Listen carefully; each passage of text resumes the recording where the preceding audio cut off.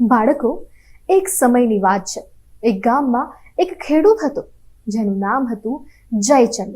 જયચંદ ખૂબ જ મહેનતુ અને દયાળુ હતો. તેની પાસે ઘણી બધી ભેંસો અને ગાયો હતી.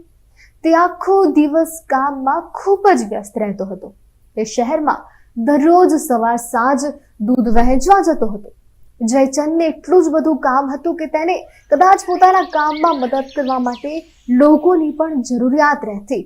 જો કે જયચંદના 2 પુત્રો હતા. એકનું નામ હતું રામ અને બીજા પુત્રનું નામ હતું લખન. પણ જયચંદ જેટલું મહેનતુ અને દયાળુ હતો, તેના બંને પુત્રો તેટલા જ સામે આળસુ હતા. તે બંને સવારે ખૂબ જ મોડા સુધી સૂતા, મોડા ઉઠતા, ખાવું પીવું અને પછી આખો દિવસ રડ રડ કરવું, આ જ તેમનું કામ હતું.